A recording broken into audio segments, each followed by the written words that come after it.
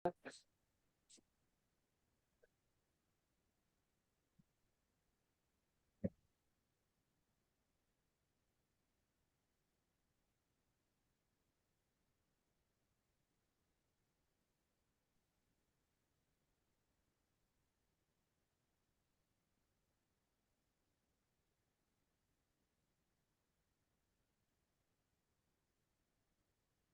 siapa sih?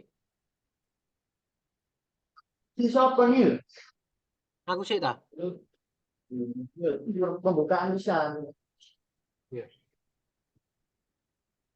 Ya. Hari ini kami ingin mempresentasikan tentang chapter 10 dan chapter 11 dari KKI. Yang pertama Najib, yang kedua Aidin, yang ketiga Muhammad Evan, yang keempat Daniel.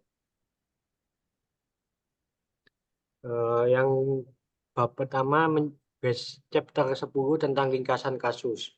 Eh, di kasus ini menceritakan tentang berdasarkan kontrak tetap pelanggan utama Bridge Thailand telah setuju membeli 180 pasang bila per tahunnya dengan harga tetap. Bridge mengimpor suku cadang karet dan plastik dari berbagai pemasok. Di Thailand memproduksi 72.000 pasang sepatu roda setiap tahunnya. Alasan utama Holt untuk rencana ini adalah margin keuntungan impor dan ekspor gabah lebih dari 25%. Semakin margin keuntungan produksi gabah dalam negeri kurang dari 15%. Dan rumusan sudah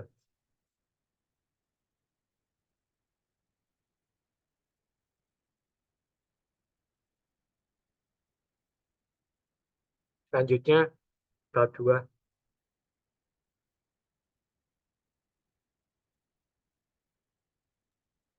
Baik, selanjutnya memasuki bab 2. Mungkin share screen-nya bisa dilihat. Scroll.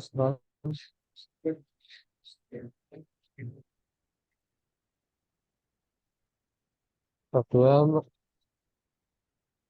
melalui tinjauan pustaka. Jadi tinjauan pustaka adalah teori-teori yang akan di yang relevansinya terkait dengan materi yang akan dibahas. Pertama terkait relevance of exchange rate risk, terkait pergerakan nilai tukar yang sangat fluktuatif. Jadi di sini nilai dolar dari yang digunakan sebagai mata untuk transaksi utang piutang dari perusahaan multinasional dapat berubah secara substansial dalam mengimbangi pergerakan nilai tukar. Ada beberapa teori yang digunakan seperti investor hedge argument, currency diversification argument, stakeholder diversification argument. Pertama, investor hedge argument merupakan risiko dari suatu nilai tukar yang sangat tidak bersangkut paut satu sama lain karena investor dapat melakukan lindung nilai dari kemungkinan risiko.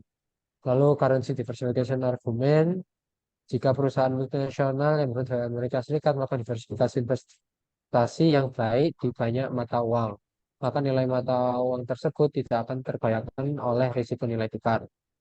Lalu stakeholder diversification argument, apabila individu atau kelompok pemangku kepentingan terdiversifikasi dengan baik, maka mereka akan terlindung dari kerugian dari risiko nilai tukar yang digunakan oleh perusahaan.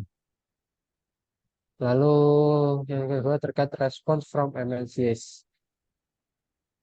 Di sini banyak perusahaan multinasional mencoba untuk menstabilkan pendapatan mereka dengan strategi lindung nilai karena yakin bahwa resiko pergerakan nilai tukar benar adanya. Lalu untuk menanggapi hal tersebut seperti ada dari Procter Gamble Co. Perusahaan akan terkena dampak dari pergerakan nilai tukar terhadap pendapatan dan pengeluaran kami dikarenakan kami memproduksi dan menjual produk di beberapa negara di seluruh dunia. Lalu ada juga dari PepsiCo, peningkatan fluktuasi nilai tukar dari mata uang asing letak bertransaksi dan menjual produk kami dapat berakibat buruk pada hasil bisnis dan kondisi keuangan perusahaan kami. Lalu selanjutnya ada form of exchange rate exposure. Yang pertama ada transaction exposure, yaitu kepekaan untuk melihat transaksi kontraktual atau kewajiban keuangan perusahaan yang terjadi atas perubahan atau belum diselesaikannya transaksi sampai terjadinya perubahan kurs mata uang asing terhadap nilai tukar lokal. Lalu economic exposure merupakan sensitivitas sebuah arus kas perusahaan terhadap pergerakan nilai tukar dan terkadang bisa disebut dengan operating exposure. Dibagi menjadi dua dalam economic exposure, ada faktornya yaitu exposure to local currency appreciation. Apresiasi dalam nilai mata uang lokal yang digunakan perusahaan akan mengakibatkan penurunan pada arus kas masuk dan keluar. Lalu exposure to local currency depreciation, depresiasi dari mata uang lokal yang digunakan oleh perusahaan akan mengakibatkan peningkatan arus kas masuk dan keluar. Lalu yang ketiga dari form of exchange exposure ada translation exposure, yaitu exposure laporan keuangan dari konsolidasi yang dilakukan perusahaan multinasional terhadap pergerakan nilai tukar yang fluktuasi. Lalu penentunya adalah proporsi bisnis, lalu lokasi anak perusahaan di luar negeri, dan metode akuntansi yang digunakan. Selanjutnya, exposure of an MNC portfolio. Yang pertama ada measurement of currency volatility, yaitu statistik deviasi standar untuk mengukur tingkat pergerakan setiap mata uang. Lalu currency volatility over time, yaitu volatilitas mata uang mungkin tidak tetap konsisten dari satu periode waktu ke periode lainnya. Lalu measurement of currency correlations, koefisien korelasi menunjukkan sejauh mana dua mata uang bergerak dalam kaitannya satu sama lain. Selain itu, exposure portofolio dari sebuah perusahaan multinasional dapat dipengaruhi oleh applying currency correlation to net cash flow dan currency correlation over time. Selanjutnya, memasuki dua pembahasan yang berkaitan dengan solusi teoritis. Yang dapat kami berikan bagi Blaze adalah untuk agar mereka memberikan perhatian lebih terhadap perjanjian bisnisnya dengan perusahaan luar, seperti contohnya Jacks Ltd, dan karena perusahaan Inggris membantu menstabilkan dari terjadinya depresiasi nilai BAT yang bisa terjadi sewaktu-waktu yang dimana pasti akan mempengaruhi terhadap inflow Blaze seperti itu. Lalu mengingat bahwa negara-negara di Asia sendiri cenderung memiliki kondisi pergerakan nilai tukar yang sangat fluktuatif akibat dari kondisi rata-rata negara berkembang di benua Asia sendiri yang rentan terjadi krisis atau semacamnya yang berdampak pada nilai tukarnya. Sehingga BRICS berusaha untuk melakukan ekspansi atau penetrasi pasar ke negara-negara selain Asia seperti yang saat ini sudah dilakukan yaitu Inggris atau negara-negara Asia lainnya yang memiliki pergerakan nilai tukar cenderung stabil terhadap dolar dan tidak rentan untuk terjadinya gejolak fluktuasi yang signifikan agar bisa menurunkan exposure terhadap nilai tukar. Seperti itu. Oke, mungkin bisa lanjut melalui bab 3 dalam pembahasan. Lalu di bab 3, yaitu pembahasan, terdapat nomor 1, yaitu jenis exposure apa, yaitu transaksi lingkungan ekonomik atau translation adalah subjek Blitz. Mengapa? Setelah kami berdiskusi, berdasarkan hasil diskusi kelompok kami, jenis exposure yang merupakan subjek Blitz adalah exposure transaksi dan exposure ekonomi. Mengapa demikian? Hal ini dikarenakan exposure ini melibatkan pergerakan nilai tukar mata uang yang di mana Blitz bisa memperhitungkan bagaimana kondisi finansial dan transaksi yang dilakukan Blitz.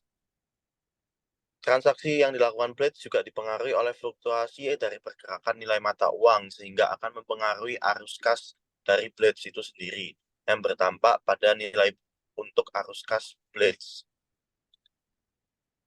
Karena nilai fluktuasi mata uang ini berdampak pada Blitz, maka kedepannya sehingga pendapatan dan biaya yang akan mereka keluarkan juga tergantung pada pergerakan nilai mata uang.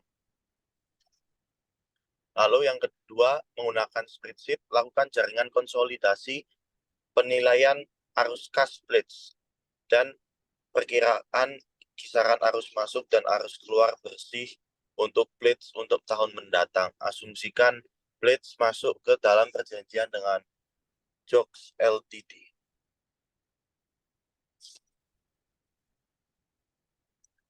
Di sini merupakan spreadsheet yang dibutuhkan. Terdapat mata uang dari pounds, yen, dan baht Thailand. Lalu estimasi kisaran Dan yang ketiga, jika Blades tidak menandatangani perjanjian dengan perusahaan Inggris dan terus mengekspor ke Thailand dan impor dari Thailand dan Jepang, menurut Anda apakah peningkatan korelasi antara yen Jepang dan baht Thailand akan meningkat atau justru menurun exposure transaksi Blades? Jika Blades tidak menandatangani perjanjian tersebut, maka yang akan terjadi pada yen Jepang dan baht Thailand adalah akan menurunkan exposure dari transaksi Blades karena net outflow akan didapat dari Jepang dan Thailand, sedangkan net inflow akan didapat dari Thailand saja, yang mana kita tahu bahwa di masa yang akan datang akan suatu saat nanti nilai mata uang Thailand akan terdepresiasi karena ada masalah inflasi serta masalah lainnya, sehingga ini akan berpengaruh juga terhadap yen Jepang. Lalu yang keempat, apakah menurut Anda Blades harus mengimpor komponen dari Jepang untuk mengurangi exposure transaksi bersihnya di jangka panjang? Mengapa atau mengapa tidak?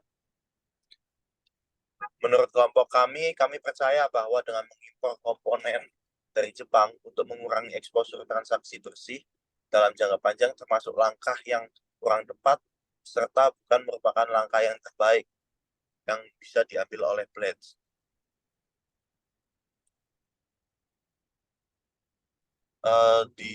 Kembali dulu ke nomor 4 lagi.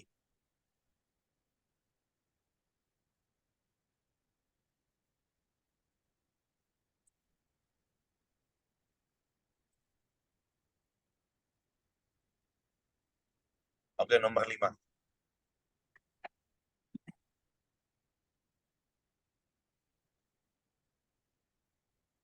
Nomor 5. Operator nomor operator. Dengan asumsi Blades masuk ke dalam perjanjian dengan Jokes Ltd,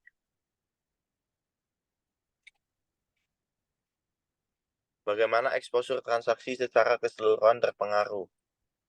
Dengan asumsi Blades masuk ke perjanjian Jokes Ltd ini, exposure transaksi secara keseluruhan tentu juga terpengaruh. Hal ini dikarenakan dengan adanya Jokes, maka akan membuat baht Thailand dan yen Jepang berdampak ikut stabil atau bahkan bisa meningkat.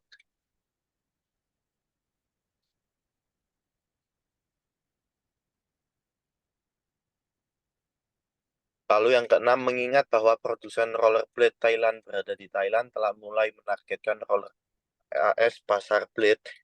Bagaimana menurut Anda penjualan blade di AS terpengaruh oleh depresiasi baht Thailand? Bagaimana menurut Anda ekspornya ke Thailand dan impor dari Thailand dan Jepang dipengaruhi oleh depresiasi? Menurut kelompok kami, penjualan blade di AS atau Amerika Serikat kemungkinan akan terpengaruh dikarenakan seperti yang kita tahu bahwa pabrik blades yang ada di Thailand mulai menargetkan rollerblade Amerika Serikat pada pasar blade karena dolar menguat serta berdampak pada pendapatan rollerblade lebih murah. Ekspor blade ke Thailand juga dipengaruhi pada saat mendapat blade Thailand sehingga yang dikonversi ke dolar juga semakin sedikit. Sedangkan impor ke Thailand juga mendapatkan pengaruh yang dimana dolar yang dikeluarkan juga lebih sedikit untuk membayar sehingga impor membutuhkan biaya dolar yang lebih kecil. Dan untuk yen Jepang sendiri akan terdepresiasi karena biaya dolar akan berkurang untuk membayar impor ke Jepang. Lalu selanjutnya ada bab 4 yaitu konklusi dan rekomendasi yang akan dilanjutkan oleh rekan saya.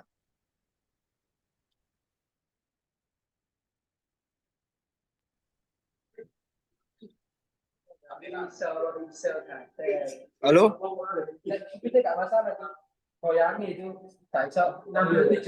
Ya, silakan. Apakah kamu sudah keluar? Sudah. Oke, baik. Saya akan membacakan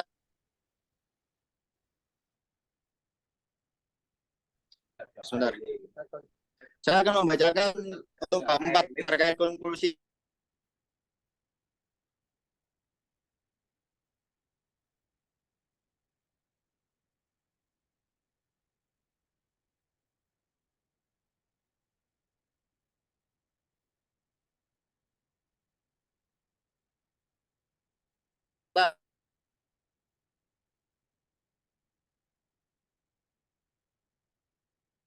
dari pemahaman ini, Blitz dapat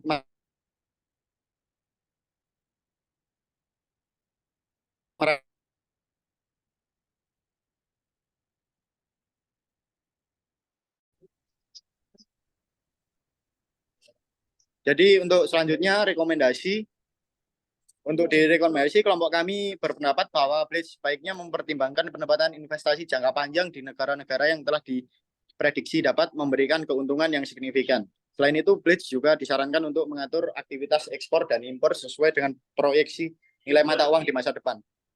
Hal ini karena Blitz tertarik untuk mendapatkan keuntungan maksimal dari portofolio investasinya yang sekaligus akan memberikan tambahan nilai pada aktivitas ekspor dan impor perusahaan. Oke, lanjut untuk chapter selanjutnya.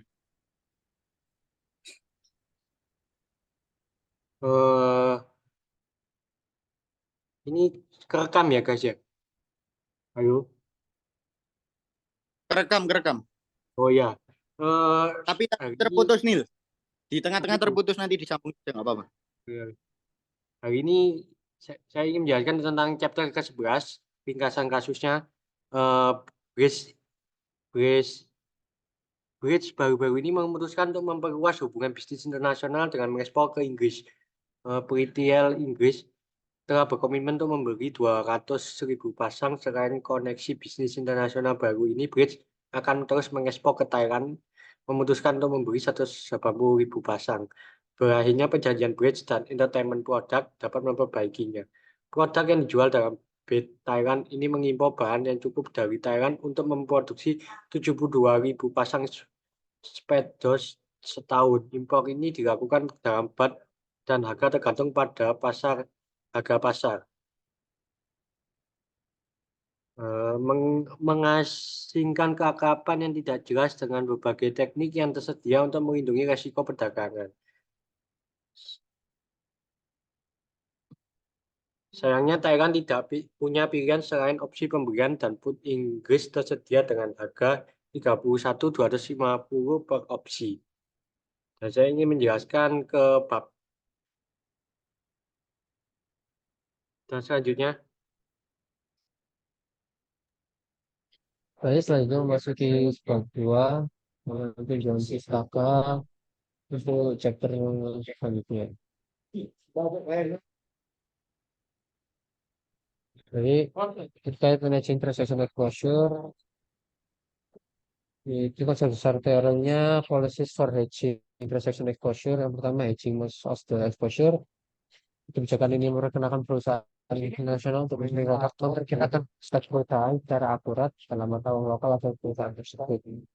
Lalu selective hedging, yaitu perusahaan multinasional harus mengidentifikasi serta menganalisis tingkat exposure dari setiap transaksi yang dijalankan dengan negara asing. Selanjutnya, hedging exposure to payables. Sebuah perusahaan multinasional dapat memutuskan untuk melakukan lindung nilai dari seluruh transaksi, misalnya menggunakan beberapa metode pelindung nilai, seperti yang pertama ada feature of forward hedge on payable, yaitu perusahaan multinasional memiliki diberi wewenang menguji nilai tukar tertentu yang ia beli dengan lindung nilai. Kedua, money market hedge on payables terkait metode lindung nilai yang melibatkan pemberdayaan posisi pasar dengan cara diambil alih untuk menutupi posisi utang masa depan. Selanjutnya, currency option hedge on payables, opsi beli mata uang memberikan hak untuk membeli mata uang tertentu pada harga kesepakatan atau pelaksanaan tertentu dalam periode waktu tertentu. Selanjutnya, terkait comparison of techniques to hedge payables, terkait pengeluaran biaya untuk melakukan lindung nilai forward atau lindung nilai pasar uang dapat ditentukan dengan kepastian, seperti call option mata uang yang dilindungi nilainya mewakili berbeda serta bergantung pada nilai spot masa depan selanjutnya jatuh tempo. Selanjutnya, optimal technique for hedging payables. Yang perlu diperhatikan adalah saat akan melakukan lindung nilai, perlunya teknik yang dipertimbangkan untuk keoptimalan dengan syarat mempertimbangkan konteks forward atau kan mempertimbangkan keinginan lindung nilai pasar uang dibandingkan dengan nilai yang berdasarkan future of forward berdasarkan biaya dan menilai kelayakan optimal mata uang berhasil depresiasi keluar. Lalu lindung nilai optimal versus tanpa lindung nilai. yaitu apabila sebuah perusahaan multinasional tahu akan melakukan hutang apa saja ke depannya, maka mereka mungkin memutuskan untuk melakukan lindung nilai. Dan ketika evaluasi keputusan lindung nilai dengan menseleksi biaya lindung nilai dibandingkan dengan jika tidak dilindung nilai. Misalnya hedging exposure to receivables. Terdapat 3 poin yaitu forward or future hedge yang memperkenalkan perusahaan multinasional memiliki nilai tukar tertentu yang ini dijual, lalu kedua money market hedge yang melibatkan pinjaman mata uang yang akan diterima dan menggunakan piutang perusahaan yang ada untuk menutupi atau melunasi pinjaman. Yang ketiga put option hedge pada suatu piutang yang akan menyediakan hak menjual sebuah mata uang tertentu pada harga kesepakatan tertentu dan pada tanggal jatuh tempo yang sesuai dijanjikan. Selanjutnya limitation of hedging terdapat 3 poin.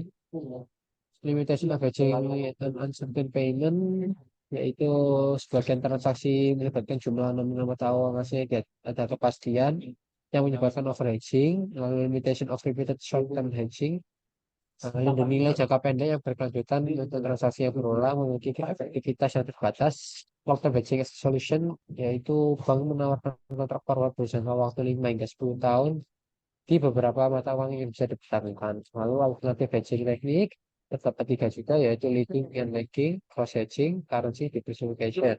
Leading and lagging melakukan lindung nilai dengan menyelesaikan waktu pembayaran atau pencairan dana untuk mencerminkan ekspektasi tentang pergerakan mata uang di masa depan. Cross hedging sendiri lindung nilai dengan menggunakan mata uang yang berfungsi sebagai proxy untuk mata uang di mata uang dan international ekspor. Lalu currency diversification alternatif lindung nilai lainnya yaitu dengan mengurangi exposure dengan diversifikasi bisnis dengan membuat banyak anak perusahaan di banyak negara. Lalu untuk solusi teoritis di sini yaitu apabila terdapat berbagai macam risiko terkait fluktuasi pergerakan nilai tukar untuk lindung nilai terhadap nilai tukar yang digunakan. Metode dari lindung nilai tukar memberikan opsi atau pilihan terhadap satu perusahaan multinasional yang melakukan lindung nilai sehingga bisa menyesuaikan dengan segala kondisi keuangannya. Jadi kepastian dari nilai tukar saat melakukan transaksi internasional tentu akan memakan biaya yang juga akan mempengaruhi terhadap pendapatan dari perusahaan. Hal tersebut untuk minimalisir exposure dengan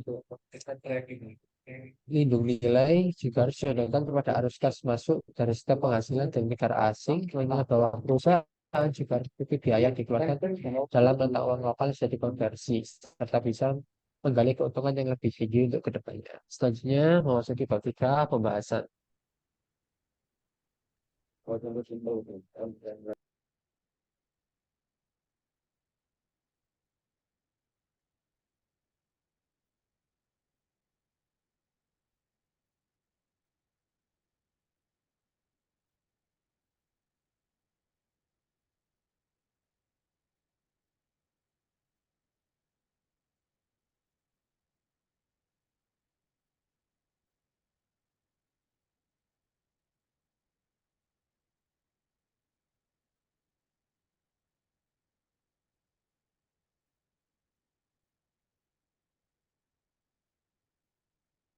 Ya, hari ini saya lanjutkan bab 3 pembahasan menggunakan spreadsheet bandingkan lindungi nilai alternatif untuk buat Thailand dengan skenario di mana bridge tetap tidak terlindungi. Apakah kamu berpikir bridge harus melakukan lindungi nilai atau tetap tidak terlindungi? Jawabannya seperti ini. Yang tertera di sini ada cash flow dan THB dan ada cash flow THB HPP dipasang dikali jumlah pasang yang dibuat. Sudah tertera di jawaban. Menurut kelompok kami akan lebih baik apabila bridge melakukan hedging menggunakan money market hedging karena dengan perhitungan di atas mendapatkan nilai dolar paling tinggi dari cash flow BH di mana sebesar 3.448.614.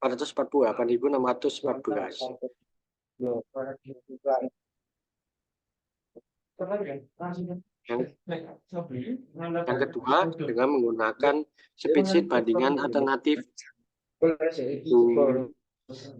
lindungi nilai untuk piutang pound Inggris dengan skenario di mana bridge tetap tidak terlindungi. Apakah menurut Anda bridge harus melakukan lindungi nilai atau tetap tidak terlindungi? Perlindungan mana yang paling tepat untuk pisau?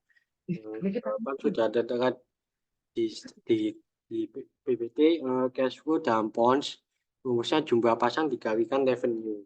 dan hasilnya adalah 4 juta. Dan yang forward hedge hasilnya 5.960.000. Dan yang kedua money market hedge hasilnya 6.5822. Yang ketiga terdapat probabilitas ini persen-persennya sudah tertera di jawaban.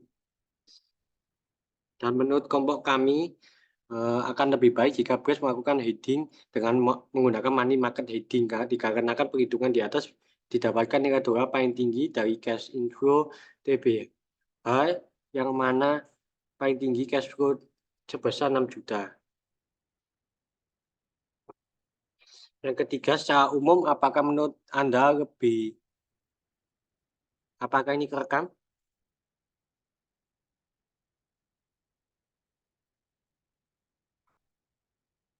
Halo?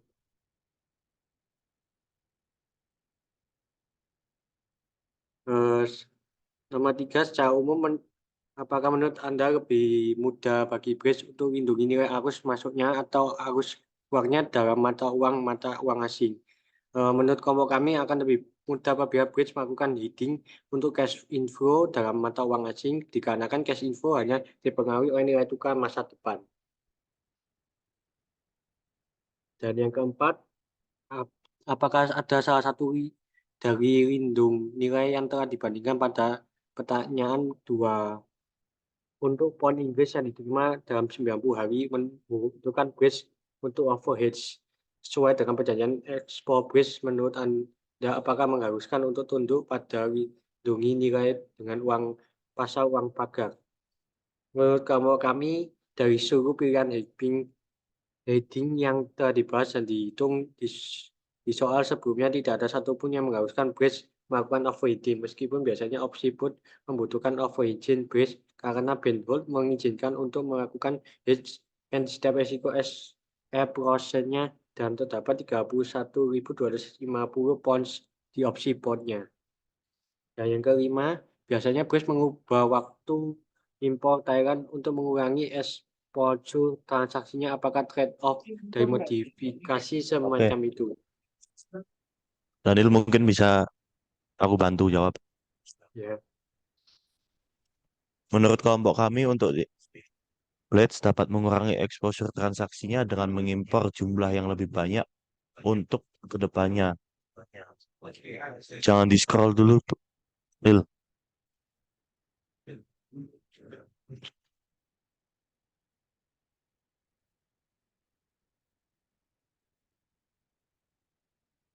Blades dapat mengurangi exposure transaksinya dengan mengimpor jumlah yang lebih banyak ke depannya, sehingga Blades dapat mengurangi exposure transaksinya terhadap Thailand Blade. Seperti misalnya dengan revenue Blades dalam Blade Thailand sebesar 206.730.000, yang mana apabila dibagi dengan HPP-nya sebesar 3.000, maka dapat menghasilkan 68.910 pasang speedos. Namun setiap tindakan memiliki konsekuensinya. Dengan mempercepat pembelian dari Thailand untuk mengurangi exposure transaksi akan meningkatkan biaya lainnya, yang dimana biaya lainnya tersebut merupakan biaya inventory yang lebih tinggi. Hal ini dikarenakan jumlah pembelian material yang lebih banyak dapat membuat biaya penyimpanan atau inventory menjadi lebih bengkak. Lalu yang keenam, bisakah Blades memodifikasi praktik pembayarannya untuk impor Thailand untuk mengurangi exposure transaksinya? Apa trade-off dari modifikasi? Menurut kelompok kami, Blades bisa memodifikasi praktik pembayarannya dalam kegiatan impor untuk mengurangi resiko exposure transaksi. Pada kondisi sekarang, Blades melakukan pembayaran pada suppliernya 60 hari lebih dahulu dibandingkan para kompetitornya. Sehingga daripada itu, seandainya Blade Thailand mengalami depresiasi selama 60 hari ini, keterlambatan dalam pembayaran akan mengakibatkan jumlah atau biaya dolar yang lebih rendah. Namun sekali telah dimodifikasi, biaya dan pendapatan Blades akan memiliki waktu pembayaran yang berbeda dari sebelumnya. Sehingga dengan ini daripada Blades perlu Daripada itu, Blitz perlu untuk melakukan hedging lebih sering lagi agar meminimalisir risikonya dalam transaksinya. Lalu selanjutnya, untuk yang ketujuh, mengingat perjanjian ekspor Blitz, apakah ada teknik lindung nilai jangka panjang Blitz dapat bermanfaat? Untuk pertanyaan ini, asumsikan bahwa Blitz menanggung semua biayanya di Amerika Serikat.